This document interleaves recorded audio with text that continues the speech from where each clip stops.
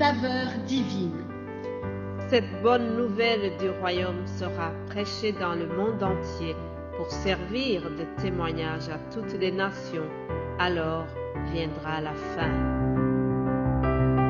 Ce pain céleste vous est présenté par Immaculée Niraneza.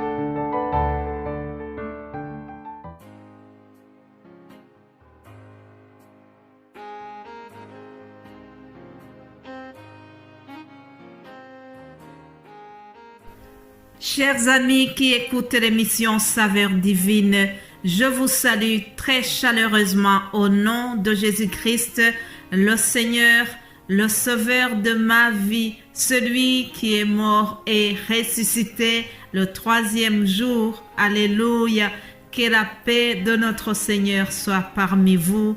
J'espère que vous avez passé un bon week-end. Je bénis Dieu pour ce lundi. Une nouvelle semaine s'ouvre à nous. Bénissons l'Éternel qui nous donne encore le souffle de vie. Comme je le dis souvent, la vie est un cadeau. L'air que nous respirons, c'est une grâce. Le souffle qui nous est donné chaque jour, c'est une grâce. Et je rends grâce à Dieu. Je remercie le Seigneur pour cela. Une fois qu'on est en bonne santé, des fois, nous pensons que c'est tellement évident, mais non, ce n'est pas toujours évident. C'est pour cela que nous devons être toujours reconnaissants lorsque nous avons un nouveau souffle de vie qui s'offre à nous chaque jour. Alléluia. Alors, rapidement, nous entrons dans le message de ce lundi. Comme je vous disais, c'est une grâce, c'est un honneur de pouvoir faire ce travail. Beaucoup de gens m'ont posé la question en disant, dites-nous comment tu as eu cette idée, ce projet de faire l'émission Saveur divine tous les jours. Chers amis, je vais vous répondre si jamais tu es là, si tu écoutes cet audio pour la première fois, et que tu te poses aussi la même question, je voudrais te dire que la saveur divine, ce n'est pas du tout mon invention. Ce n'est pas que je me suis mis à faire un projet d'évangélisation. Non. La saveur divine résulte d'un appel de Dieu. Dieu m'a envoyé pour faire ce travail. Dieu m'a demandé de le faire. Et il a utilisé surtout des moyens prophétiques pour me le dire.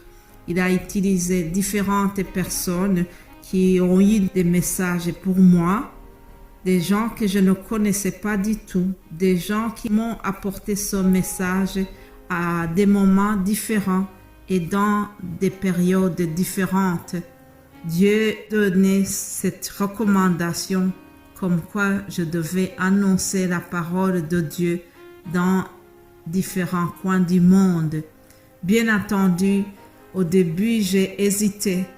Tout comme Moïse n'a pas répondu tout de suite à l'appel de Dieu, tout comme Jonas n'a pas répondu tout de suite à l'appel de Dieu. Nous sommes des êtres humains. J'avais des prétextes, plusieurs prétextes pour ne pas me lancer dans cet appel de Dieu. En effet, j'ai mon travail quotidien, le travail d'enseignante. Dieu m'a béni pour cela. Aussi, j'ai la famille dont je m'occupe. J'ai aussi des responsabilités au niveau de mon église.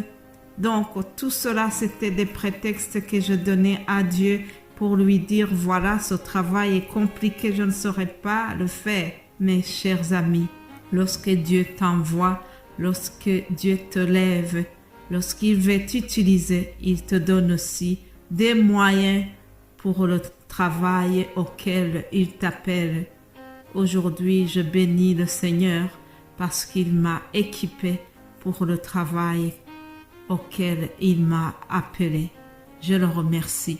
De même, je remercie vous tous qui soutenez cet appel de la saveur divine Cela a commencé en 2020. J'ai commencé de donner l'évangélisation, les audios en 2020, 1er janvier 2020.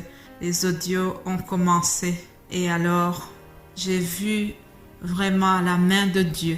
Pendant longtemps, je fonctionnais toute seule et puis Dieu a donné encore une fois un message qui me disait qu'il vient élargir le ministère de la saveur divine. Je ne comprenais pas comment il va procéder, mais après j'ai compris. Cette œuvre a été élargie, ça ne se donne pas dans la langue française seulement. Cette œuvre a été élargie aussi pour d'autres langues. Que toute la gloire revienne à notre Seigneur. Je remercie vous tous qui soutenez ce ministère. Que Dieu vous bénisse abondamment. Alors, très rapidement, nous entrons dans le but du sujet de cette semaine. Le thème que nous allons partager cette semaine, nous le trouvons dans Actes des Apôtres, le livre des Actes des Apôtres. Comme vous le savez, les 2 dernières semaines, d'abord nous avons parlé de la mort de Jésus-Christ, puis nous avons bien entendu parler de sa résurrection. La résurrection de Jésus-Christ est une puissance. Nous sommes très fiers de cet événement. C'est impossible d'en parler pendant une semaine seulement. La résurrection de Jésus-Christ, ça doit faire objet de chaque enseignement. Ça devrait vraiment être évoqué à chaque fois que nous ouvrons la bouche pour parler de l'histoire de Jésus-Christ. La résurrection, vraiment, c'est quelque chose que chaque chrétien devrait être fier de cela.